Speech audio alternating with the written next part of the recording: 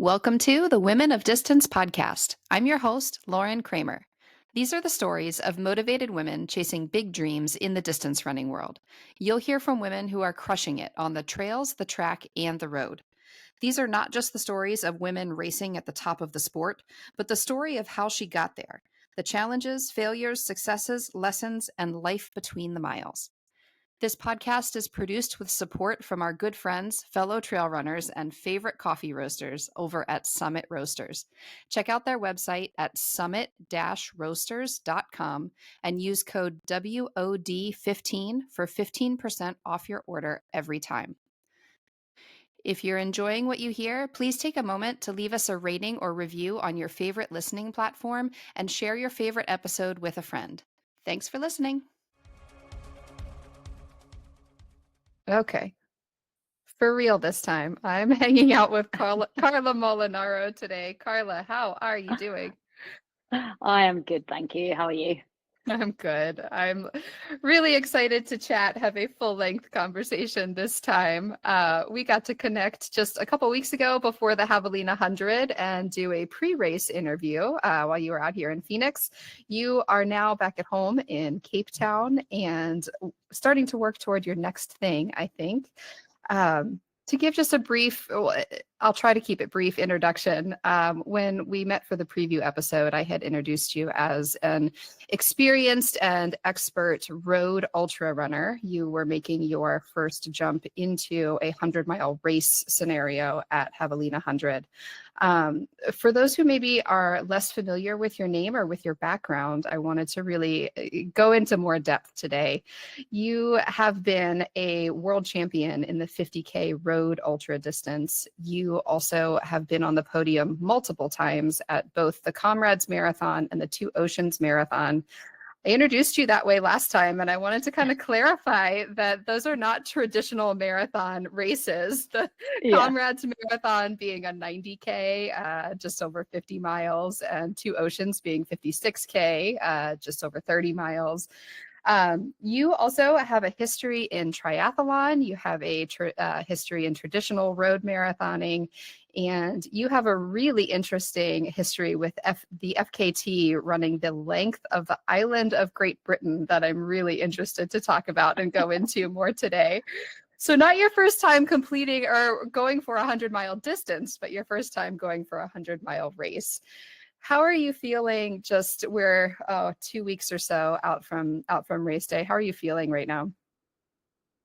God, I'm good. It feels like it was about a month ago, though.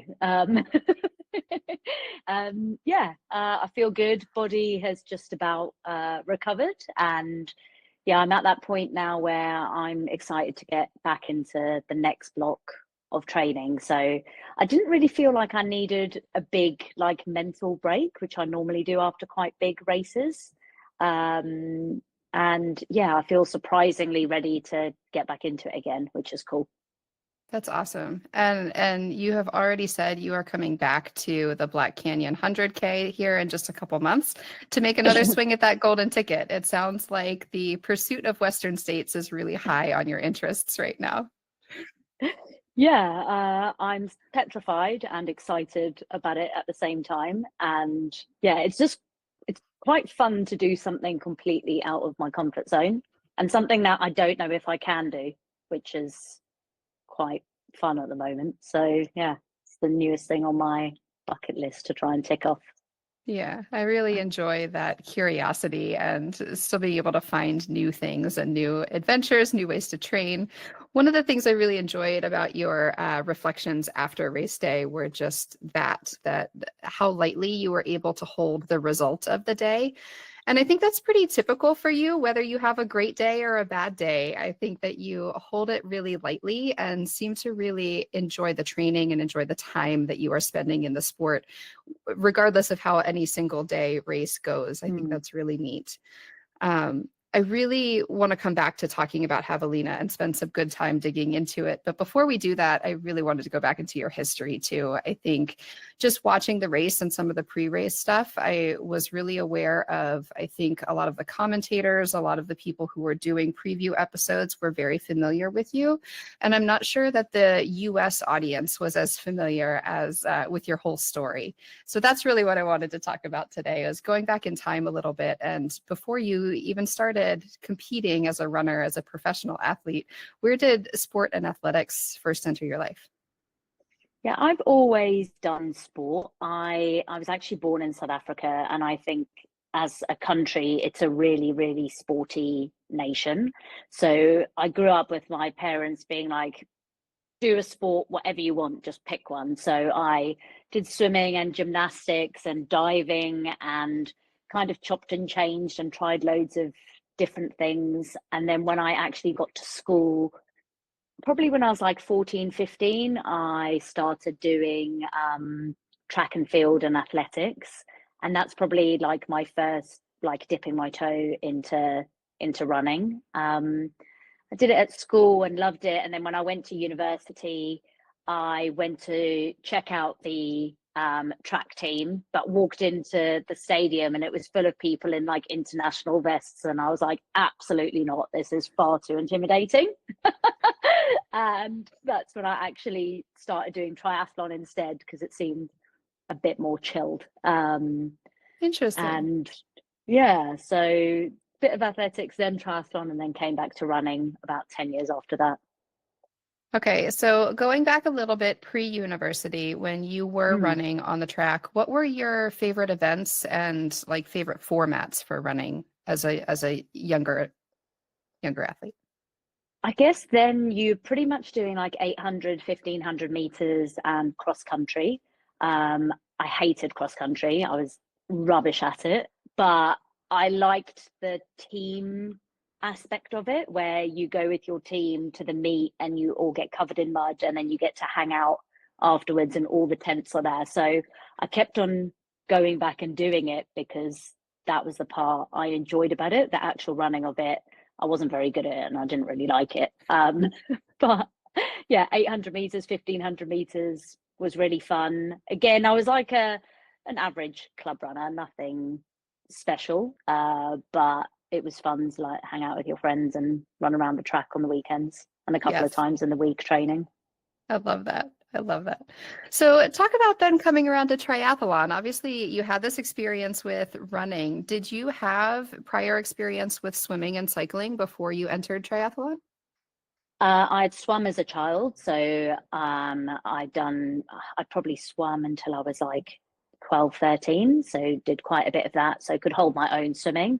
Cycling, I had no previous experience, so it was like get on a bike and learn to ride, but it wasn't too, I didn't find it too hard to pick that element up. That was going to be my next question. How did you learn those skills? I think typically a triathlete is natural in at least one of those disciplines, and then unnatural in at least one of those disciplines as well. How did you learn that aspect of the sport? Yeah, I definitely found that I could hold my own swimming. On the bike, pretty much everyone would overtake me, and then I could catch everyone back up on the run. And I think that's how it pretty much stayed the whole way through the time that I did triathlon. But yeah, I kind of found cycling a bit of a graft and definitely the hardest part of it. And everyone would look at me and they'll be like, oh, but you're small. You should have a good power to weight ratio and you should be good on the hills. I'm like, I should be, but I'm not. But I can run. And it's actually quite fun when you can catch people up on the run. That's a bit more motivating than maybe being really strong on the bike and then having everyone catch you on the run. Yeah. Before we go into that side, I think you competed in triathlon for the better part of a decade, yes? Yeah. Where did you go with this? What were some of your favorite distances to compete in, and how far do you feel like you took that sport for yourself? I was like a good age grouper and I would like podium at like world champs for age group in triathlon and duathlon. But I never got any better than that really. And I went all through the distances from sprint all the way up to Ironman. I think for me, the best kind of distance was probably like the 70.3. I found when I moved up to Ironman, I just didn't have a very healthy relationship with training and social life and work. I actually became like a bit obsessed with it, and I found the training was really hard. You have to do like 25 hours of training to be like average.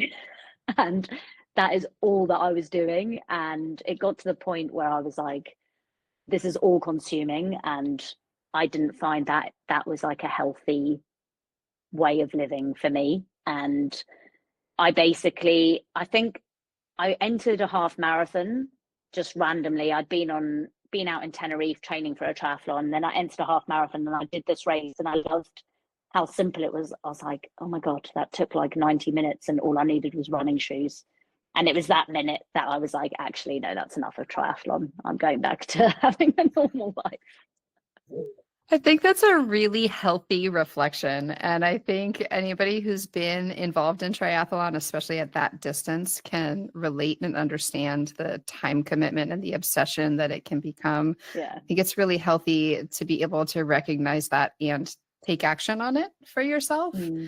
Talk a little bit about transitioning then into running. Obviously, having that realization that this was something you could do and have a life at the same time. Where was the point that you realized not only that you enjoyed that side of it, but also that you had a talent for it? Yeah, so at that point, I was living up in Glasgow, and through a friend of a friend, I got put in touch with this like group of people that were training for the Olympics and the Commonwealth Games at running for 800 and 1500. And I kind of joined this squad completely out of my depth because I was nowhere near that level. But I loved it that everyone was way better than me. And I would just go and just hang on for dear life and try and keep up with them as much as I could. And it was a great squad. And they never, even if you were a bit slower, no one was ever like, why are you here? Like, you're too slow to be part of the group. So that's kind of where I guess like getting a bit more serious into running was, like seeing how these girls were like training and what they were doing. It was like really eye-opening and really cool to see that, yeah, you just have to graft and put in the work. And I like that feeling of being completely destroyed at the end of a session and questioning my life choices. But I always wanted to do something a little bit longer. So where they were training for like 800 and 1500, I started to move a little bit longer and go into marathons. And that's when I did my first marathon. I think it was 2014-ish. And I did the London Marathon in 2 hours 51. So not outstanding, but like, again, like good club athlete. And then from there I was just like chipping away and trying different things and slowly moving up distances, and it started to spiral out of control a little bit into multi-day running, and kind of I steered away a little bit more from competitive running then and went more into multi-day fast packing stuff, which interested me a bit more at that time. So expand on that a little bit. Where did that curiosity and interest come from? Very different than the road marathon and even just the discipline of triathlon and track and the things that were in your history. Yeah, it was a bit weird. I think a lot of people were like, oh, at this point, I think I was like early 30s, and they're like, well, you're never going to be like a great runner. So, you know, like, what are you doing? And I was like, oh, okay, maybe that's true. You know, in track and field, I think a lot of people retire when they get to like 30-ish or 30 years old. And I was like, okay, you know, there must be something in that. So I like the mountains. I like adventures. Let me just go and do my own thing, doing multi-day stuff where I can still do things that are hard, but there's no pressure. So I kind of started to do that for a little bit, which was quite fun. What sorts of, talk a little bit about some of those experiences and like what sorts of adventures you were seeking and conquering. So I did the Tour of Mont Blanc. So I did that in 4 days, the UTMB route, which still to this day is like one of the best things I've ever done. I've done it 3 times now. And Oh, wow. I love it. I did the GR20, which is a route across Corsica, which I did with 5 friends. We absolutely hated. It's the most disgusting trail known to man. You can't run it. You're basically walking over boulders, and I got bitten to death by bed bugs. Oh, I ran from London to Paris over Christmas because I was bored. I made my dad come and second me wow. and give me supplies. So yeah, lots of different things like that. And then at one point, I'd actually planned this really big long run where I was like, I'm going to run from London to Africa. And in doing this, I got put in touch with some guys who were running from Cape Town to Comrades. And the idea of that was that we were going to run 90 kilometers a day for 19 days. And on the 20th day, we were going to go and do Comrades. Wow. So I joined them. We all got kind of injured along the way. And then we were like, okay, let's just see how far we can run. And I ended up doing 900 kilometers in the 3 weeks before the race, which is not a good race tactic. But then I went and did the race and somehow came 9th. And I've got no idea how. And it was from that the next day, Team GB actually said to me, we want to select you for the 100K world champs. And I was like, what? Like, that's crazy. So yeah, it was kind of from these multi-day things that it kind of went full circle, where I got told I was too old to ever be in a national team, to then doing these fun adventures led me back on that path again to, I guess, taking things a bit more seriously in ultra running. It's a bit That of a is weird a way to get heck there. of a story. Was that your first time racing Comrades then, coming off of this multi-day trek to get there? No, that was my 3rd time doing it. Okay. Okay. Yeah. Just a different routes to get there. Yeah. Yeah. Wow. Okay. Well, coming back a little bit then, talk about where you made this transition from obviously marathoning, walking away from that and going into multi-day adventures, but then discovering ultra racing on the road. Where did that kind of fit into that, and where did your interest come into racing things like Comrades? Yeah, I think, well, my dad, because he was South African, is South African. And in South Africa, it's pretty much, you're not a real runner until you've done Comrades, which I think he said to me once. And I was like, I will show you that I'm a real runner. That was like the seed for Comrades planted. And the first couple of times I did it, I didn't really know what I was doing. I'd never done really like ultra running before. So that was like just testing the water and seeing. It was like, obviously, like everyone, the first time you do it, you vow that you're never ever going to do it again. But it was one of those things. I did the race and I was like, I know I can do it better. And how can I do it better? And what am I going to do? So I guess that kind of started the journey of, let me see with ultra running, actually, if I can, race better and do this stupid course quicker than the last time I did it. Figure it out, solve the problems, and see where there's room. So starting from that first sort of just experimenting with it, proving to your dad that you're a real runner. Yeah. Where was the point that you learned that in road ultra, obviously your marathon experience was translating there. Where did you realize that you had a talent for this? Was it that year coming in off of this multi-day trek and placing 9th in this highly competitive race? To be clear, it's deeply competitive. It's not just a backyard 50-mile race. Yeah, I think that was probably the first time that I was like, oh, okay. And then going to the world champs like a few months later. But I think I was still really, even though I'd run for so long, I was still very unprepared for what I was letting myself in for, what racing at that level was like. I still, if I'm honest, like I probably still wasn't taking it as seriously, and I was still kind of messing around, I still train hard like the whole way through, but I was just like, oh, let me go there. Like I I would just race stupid, and I dropped gels and I didn't pick them up, and then I blew up in the race, and I just felt completely out of my own depth. And then I did actually have like a couple of bad years of racing where I was trying to do some stuff on the trails and trying to do some stuff on the road, but not really doing anything very well. I also was still doing a lot of like multi-day stuff, and I think I was spending a lot of time actually in Chamonix running on the trails and in the mountains all day, and I ended up getting myself in a little bit of an energy deficit from just like not eating enough because you're on the trails all day.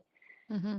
And then I sat down and I was like, okay, right, I need a coach because I need to be reined in, because I'm just doing whatever I want whenever I want. I do think I could do well at some form of ultras, but I need to focus and pick one direction. So I found a coach and I was like, I think I want to give road ultras, Comrades and Two Oceans like a real go and see if I can do well at them. And that was like the back end of 2022. And that was the point where I was like, okay, I've got this opportunity. I can rate, let me see if I can race at this level and if I can pivot and actually focus and also be in one place, because I didn't really know where I wanted to be. I was moving around the world trying to find my feet. Got to Cape Town in the December, and I think finding a place where I wanted to live and I wanted to be and finding that community like put me on a path to actually performing better.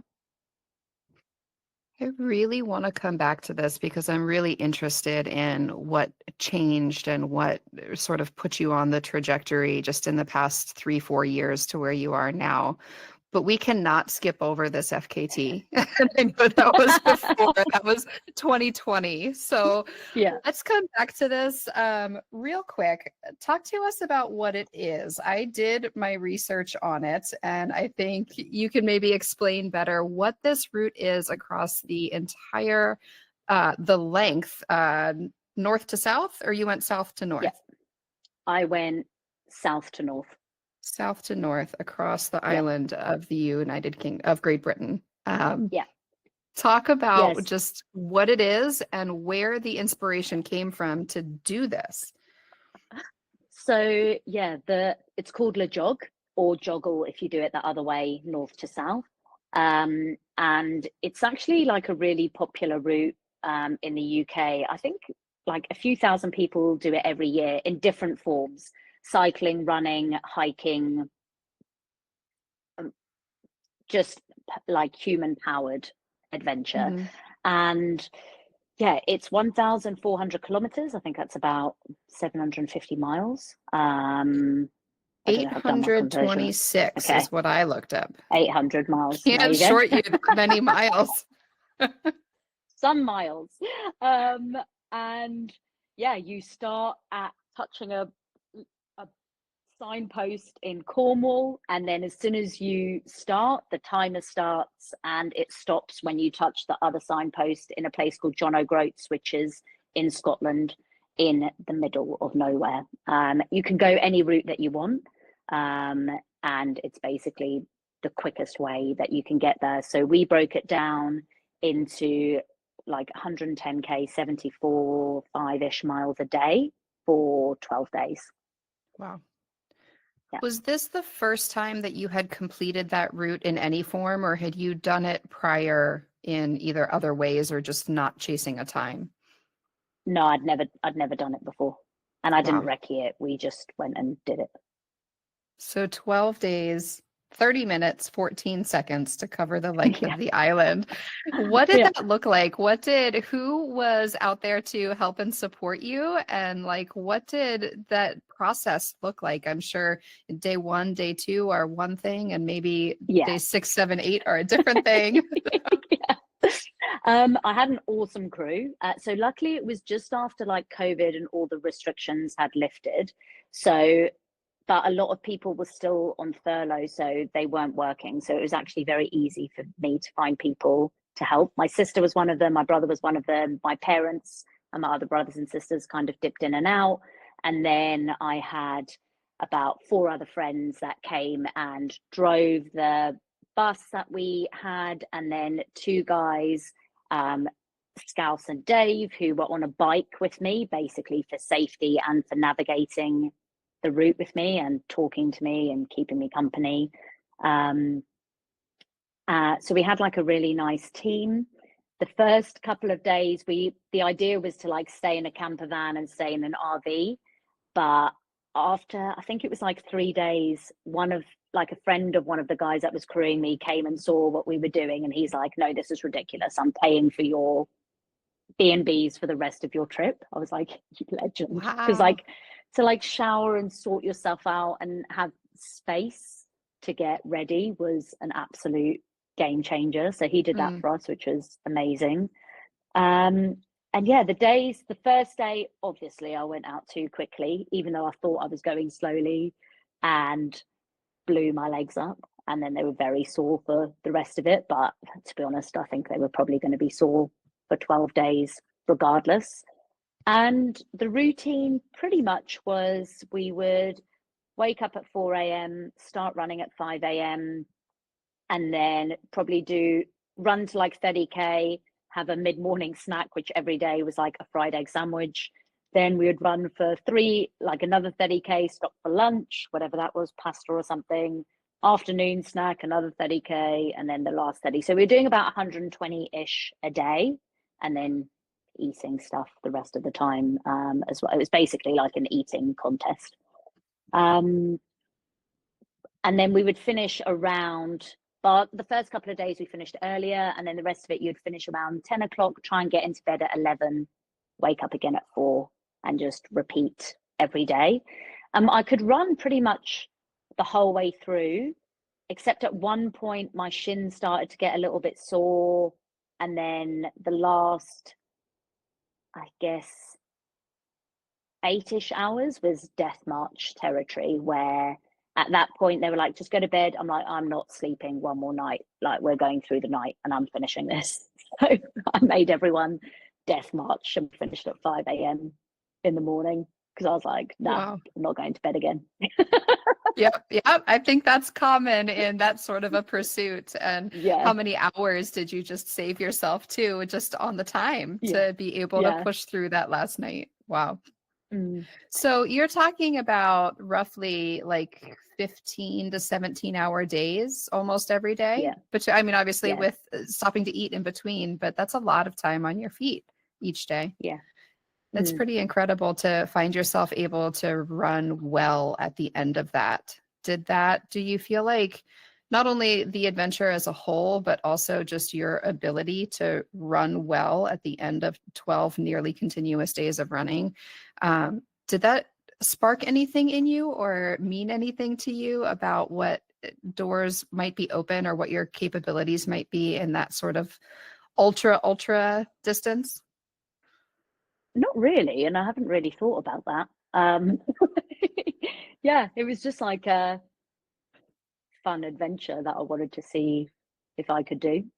Wow. So, yeah. I love it. Holding it Yeah. lightly. I think that seems to be a recurring theme in your life and your personality. Yeah. Talk about, correct me if I'm wrong, but I think it was shortly after this that sponsorship maybe entered the picture for you. Where did sponsorship come into play in your life and professional support as an athlete? Yeah, so Hoka came on board for this project, and then they were like, if you finish it, then we'll take you on as an athlete. So I did finish it, and they did. So yeah, I guess that was kind of the beginning of getting support, pretty much kit from the beginning. And then it kind of grew over like the last 5 years, a little bit more each year. So yeah, just from then. How did that change things for you, either like literally just in the way that you were competing, the way you were running, but also maybe mentally to have that sort of support at your back at this point? So I did set up my own business, and I guess the support that I got from Hoka, it's never been enough to be a full-time professional athlete. And, you know, it's it's obviously, it would be nice to make that amount of money, but at the same time, I like having my own job, and I like not having to rely on a brand to pay my bills. And just I find like that would come with like too much pressure of, I have to perform and I have to do what someone wants me to do, where at the moment I feel like I've got my own business, I make my own money, I like working, I like having a job. And it just means that for me, running isn't all consuming. If I was strictly a professional athlete and that's all I did, I think I would go mad. My job is running related, so it's all part of the same thing, but I find that gives me purpose. And I guess like running for Hoka is kind of like the cherry on the top. And it's nice not to buy your own shoes because they're expensive. Yeah. I like that perspective. Talk a little bit about your business. I think you have for people who don't know, you are a running coach, but it's not just running. You also have a really well-rounded program with strength and conditioning and yoga as well. Talk a little bit about where that started and where your inspiration to coach and to teach others came from. Yeah, so it's called Strength, Conditioning and Yoga for Runners, imaginatively named. And I set it up during COVID because I was starting to do more strength and conditioning and yoga. And I was doing some of the online classes, and it was basically irritating me that all these yoga teachers were like, this is yoga for runners. Get your leg and wrap it around your head and bow to the moon. I'm like, we can't touch our toes. Like, let's be honest. So I was like, okay, I'm going to go on a yoga course and I'm going to make my own form of yoga. So it was very embarrassing going on this course with all these very bendy girls and me in the corner. And they're like, are you taking the piss? Like, what? Why are you here? Are you lost? I'm like, don't worry about me. And all these strength and conditioning things. And I think sometimes strength and conditioning, we think it needs to be like the high intensity, you need to be sweating like in a ball of sweat, dying at the end of it for it to be effective. And I found a lot of people were like targeting that kind of strength for runners. And I was like, it shouldn't be like that. It should be like considered like functional movement, where we're doing a lot of stuff like single leg and balancing and working those little muscles to make us stronger when we're on the trail. So I was like, I'm just going to set up my own business. So set it up where we do one strength, one mobility session a week, and it's 30 minutes and it's short and sharp and straight to the point. And it's been quite cool to kind of see it evolve, where I guess in the beginning I was like quite nervous and teaching, and now I just tell rubbish stories and talk about food for half an hour and hopefully distract people whilst they actually do their strength. But they can do it from anywhere, at the gym, at home. And I also want to add like a bit more value, so we'll have nutrition Q&As, sports science Q&As. We have like a physio one every week, because I find sometimes with these communities and groups, people will go on and be like, my shin's hurting, and someone will jump on and go, yeah, this is what's wrong with you. And I'm like, oi, stop it. So Good for you. I pay a physio once a month to kind of problem solve and be like, no, you need to actually go see someone, or you're fine, just do these exercises. So the idea of it is to try and make people the best runner that they can be, and maybe get the services that you would get as a professional athlete. But obviously it's way too expensive for most people. So if I pay for one session and we do it as like a Q&A and a group session, everyone can kind of benefit from it and hopefully be a better runner, or just like more informed, or just find something interesting. Yeah, I think that's what's really interesting, is that you're truly not just leading the work, like telling people what to do, but you're really educating and giving people the access and the resources to learn, not just to follow and do. And I think that is the sign of a good coach, but also just someone who's really invested in the sport and the community as a whole. I think it's really neat, and certainly something to be proud of. It's a large community at this point, I believe.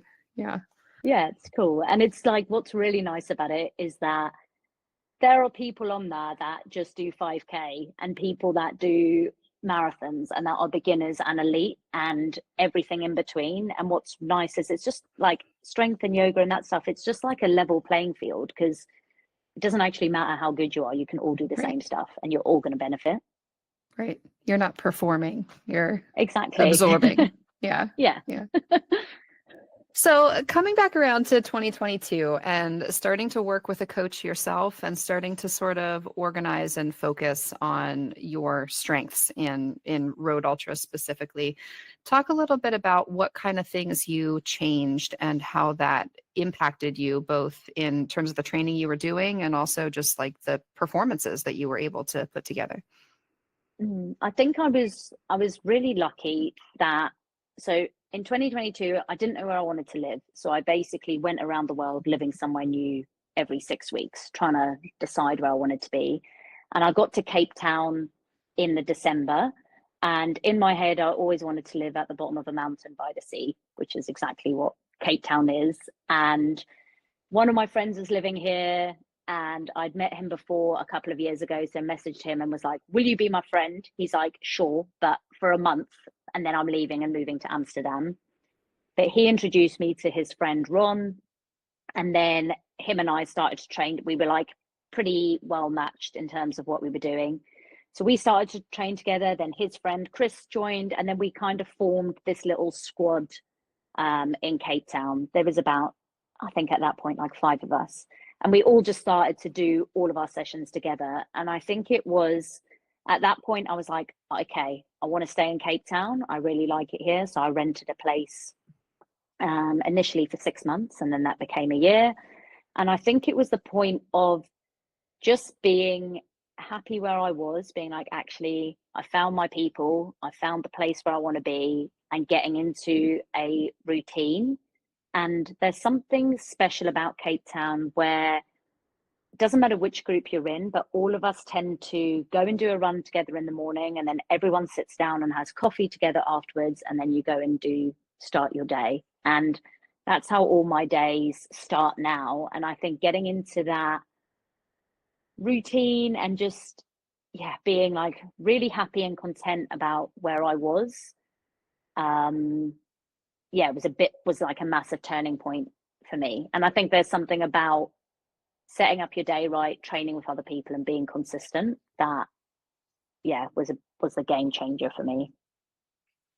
I think this is something just in following you over the years, I really have appreciated about what you put out into the world. And it sounds like is also really just a core of who you are and how you train, is that the having that mental health aspect and feeling content and supported and surrounded by community really just seems to translate into feeling fulfilled and secure and confident in other aspects of your life. Is that something that you really learned for yourself at this time, or is that something you feel like has been innate for a long period of time just as part of your personality? Yeah, I think it really changed when I got here. And yeah, I don't know what it was that did it. I think probably the Cape Town running community really helped with that. And I think I probably put in quite a bit of effort as well into being like, actually, you need good people around you. And because my like immediate family, like my brothers and sisters and parents, are back in the UK, I was like, right, you almost need to make like a second family. And, you know, when you get older, you have to put the effort into those friendships and being with people and hanging out with people. And yeah, I really enjoy doing that. Being like, right, you lot come to my house for dinner. And I getting love it. people together and getting people to go running together. Now that's something that I really enjoy. I think that's a good message too, that you do have to put that effort in. It doesn't just land in your lap. It doesn't just come to Yeah. you. You have to invest the effort in cultivating and creating that for yourself too. How do you feel like as you began to sort of get settled and start to see performances change for yourself and you are landing on podiums at these world-class events, How do you feel like you have been able to continue to perform at such a high level and also hold your performance and your training and your running so lightly from the mental perspective at the same time? I think it is just having fun doing it. Like, to me, it's really important. One, yeah, enjoying what you do, and also choosing the races that you want to do as well. You know, sometimes we do things because we think we have to do it, or, you know, maybe there is like a pressure from a sponsor to do a certain thing. And I think I have been lucky where I haven't had that pressure. So I could do what I want to do when I want to do it. And, you know, sometimes people are like, oh, I'm doing this marathon and I'm dreading it. I'm like, well, why are you doing it? Like, there's 20 million other races you can go and do. And sometimes it is fun to put yourself in like difficult situations and push yourself out of your comfort zone. But, you know, also, yeah, just doing the stuff that's fun. And the races that I do, like Two Oceans, is such an amazing race. It's beautiful, it's hard, but it's a really fun weekend. You're doing it. I can sleep in my own bed. You can roll out the door and get to the start line. You know, Comrades is really special. Like, it's an insane race. And I think if you're an ultra runner, you should put it on your bucket list to do, because there isn't another race like that anywhere in the world. Mm-hmm. And yeah, I think just being lucky with having cool races and fun people to train with makes it, yeah, like, I don't know, like, not a thing. Yeah, it's just natural. Yeah. Yeah. It certainly sounds like Javelina was just a continuation of that you sought out this a similar sort of just fun, enjoyable vibe and community. I know that you were just curious about doing something different. We talked about this a little bit in our preview episode of taking that step up to 100 miles and having a new challenge, a fresh perspective. Talk a little bit about the training for Javelina and what you enjoyed so much about that process of getting ready for this new adventure. Yeah, the training was really cool. So it was, you know, most of my training had been on the roads, and then all of a sudden we were having to go and find like gravel paths and trail to run on, which is actually quite difficult, because even though live at the bottom of Table Mountain and I'm on the doorstep of trails, they're very technical, so you couldn't run quickly. So we had to branch out a little bit, which made it quite fun, because we were seeing more of, I guess, our backyard by going a little bit further afield and exploring a little bit more. And it was just fun to do something a little bit different. The runs were definitely longer than what I had to do for Comrades and Oceans, because at Comrades you're racing for 6 hours, and, you know, Javelina I was going to be racing for 14. So the training was longer, but it was less intense. So that aspect of it was quite nice. And yeah, just fun to kind of mix up a training cycle and do something different to what I'd done before. Talk a little bit about your experience at Javelina for those who didn't watch the race or maybe are catching up at a couple weeks after. You were at the front of the race. I mean, you ran in second place for probably the better part of 70 plus miles until you weren't. Talk a little bit about just how that day unfolded for you, and kind of what your thoughts were, maybe loop by loop. Like, first loop is a little bit darker, a little bit cooler, and then the day really progresses from there. What was that race day experience like? Yeah, so my intention going into Javelina was to get a golden ticket. I was like, that's what I've come here to do.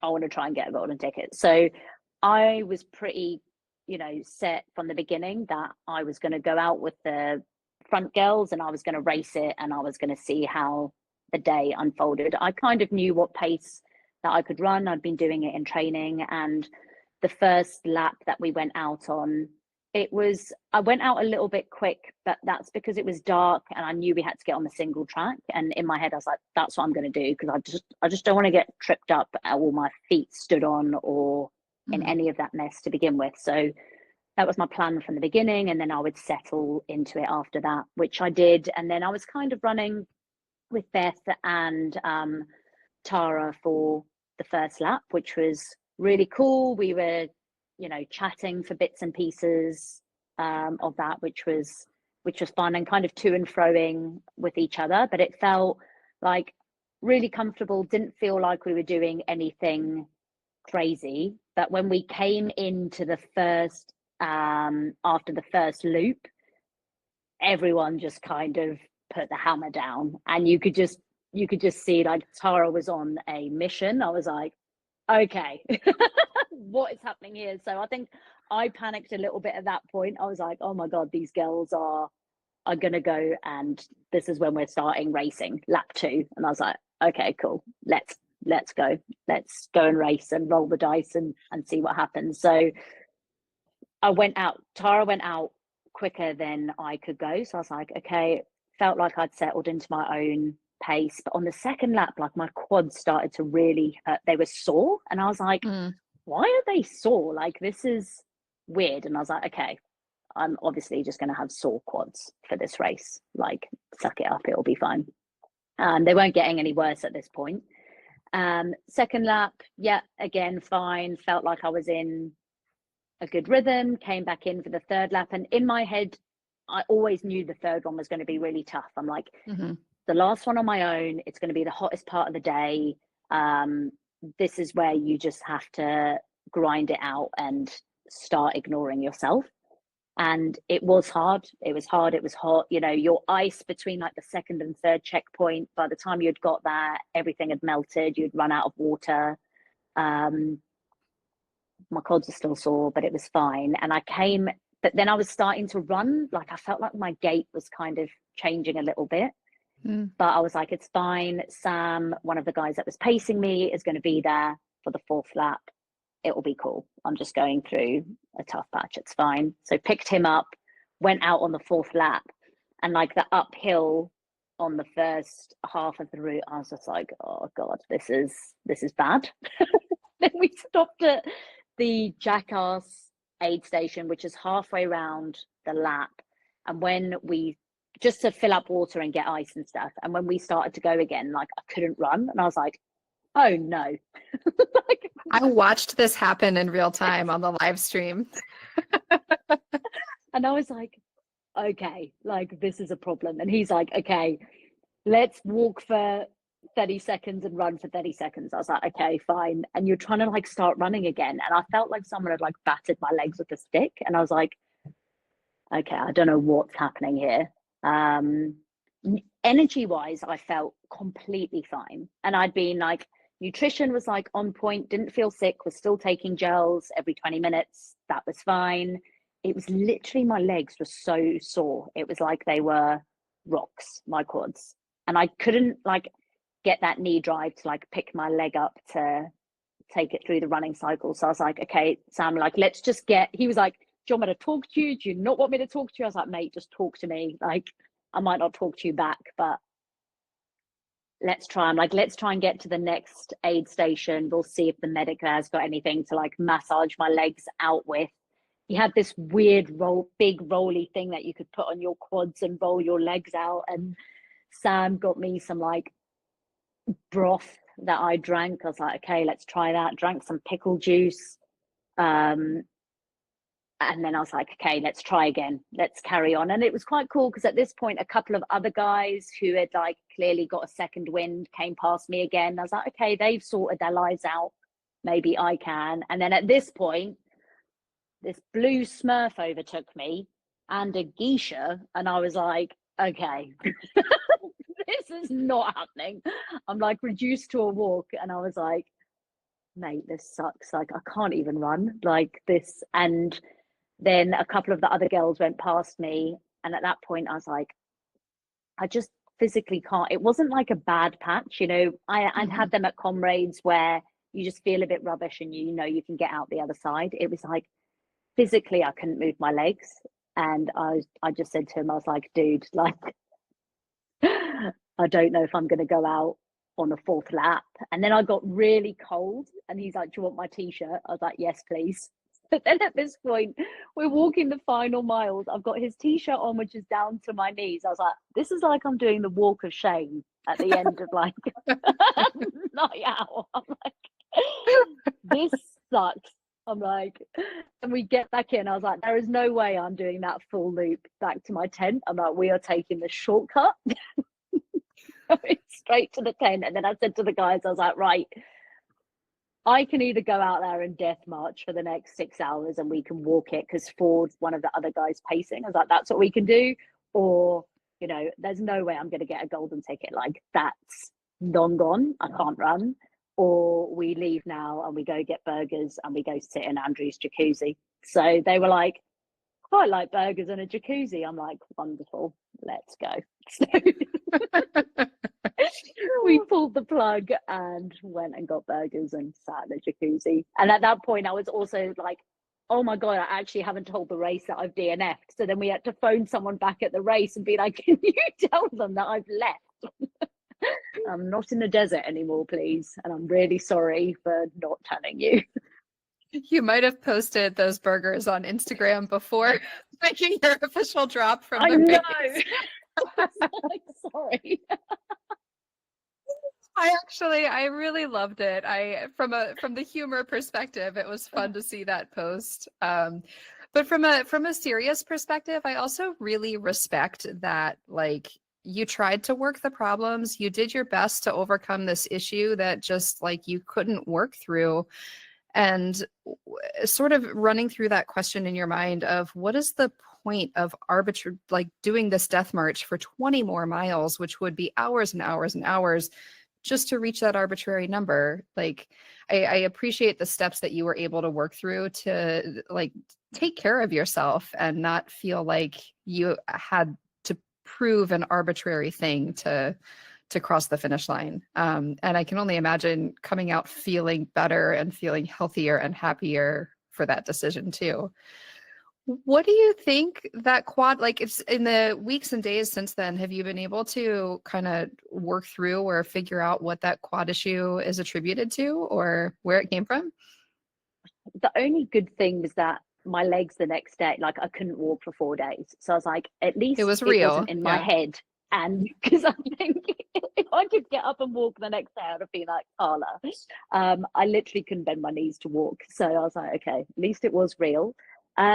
I think maybe, you know, maybe a bit of the heat. I think I'm actually not good with a big taper. And I think because I had come out, my coach was a little bit cautious in terms of, like, you're now training in something really hot. It hadn't been this hot in Cape Town. It was like double the temperature. Maybe we just need to rein it in a little bit. So I think maybe I'd done quite a bit less training than I normally would. Maybe a little bit of that. Maybe I hadn't raced in that heat for that long before. I don't know.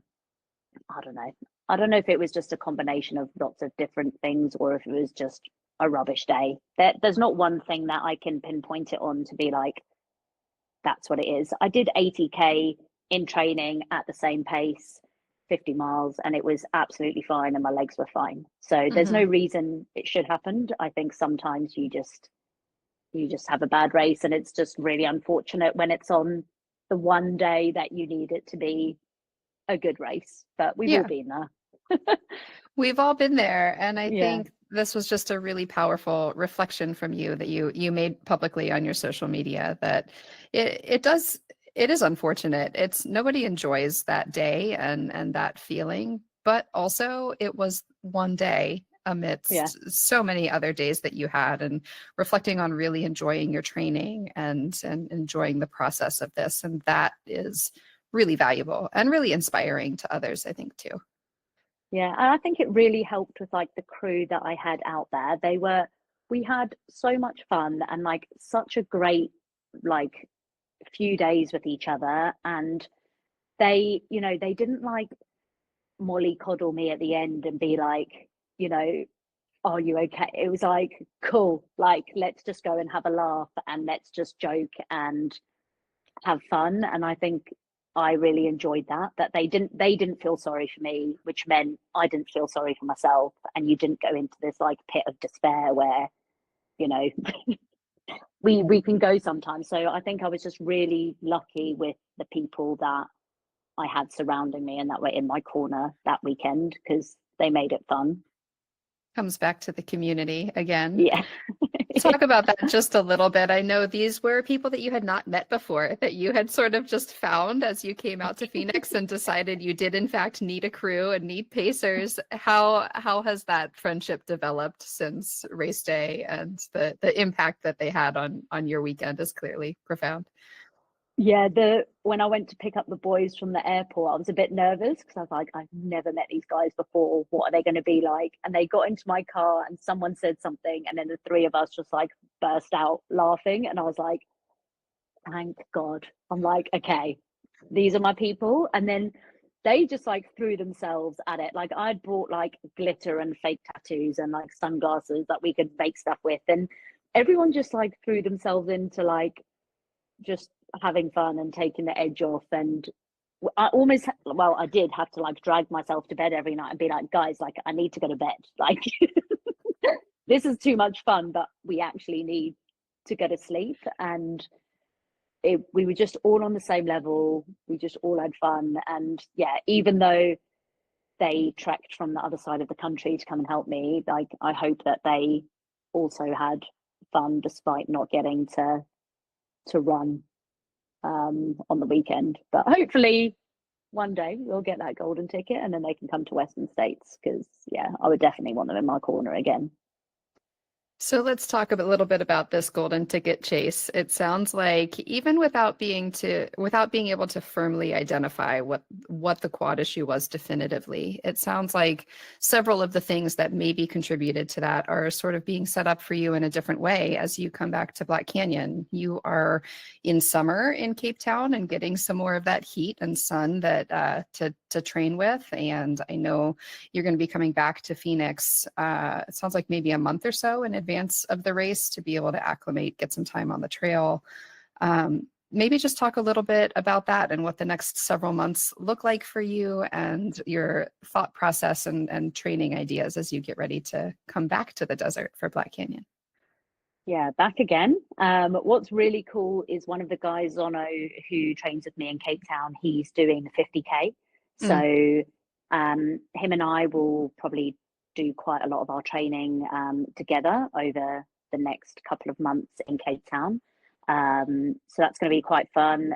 There's actually not that much time between now and Black Canyon to do anything crazy. So I think it will be similar-ish training to what I was doing before, but maybe just trying to get on a bit more technical trails, because they're definitely more technical than what Javelina was, as I experienced, because I stayed out in Phoenix for an extra week and then hired an e-bike to go and recce the course. And in my head, I was like, oh, I'll cycle the whole 100K.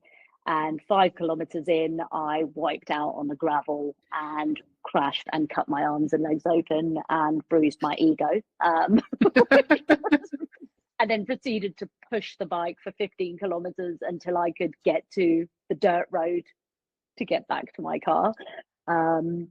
So I know the trails are technical, but that was also good because I was like, okay, I now know what kind of trails I need to train on. And actually, if I want a chance of doing well at this race, I do think that I need to come out there and run on those trails, because they are vastly different to what we've got in Cape Town. I think for the initial block here, I can get away with what we've got, but then if I can come there a little bit earlier and train on the trails, then I might as well. So that is my plan. And yeah, I think luckily I won't have to do as many super long runs because it's 100K, not 100 miles. So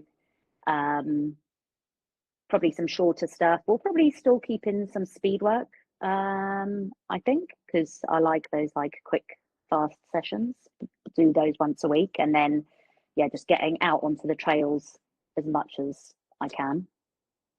Do you think you'll do any other racing between now and Black Canyon? Probably not. There is Ultra Trail Cape Town in a couple of weeks, but I think that might be a little bit too soon. Highly and technical. If I find highly technical, but if I find anything in Phoenix when I'm there, because I'll probably be there from the beginning of Jan, then yeah, that would be quite. If there's something around that like 20-mile mark, I'd probably do that. Yeah, and Aravaipa really has a lot in that area, Yeah, so they I'm do. sure there probably is something in that time frame. Yeah. Yeah. Yeah.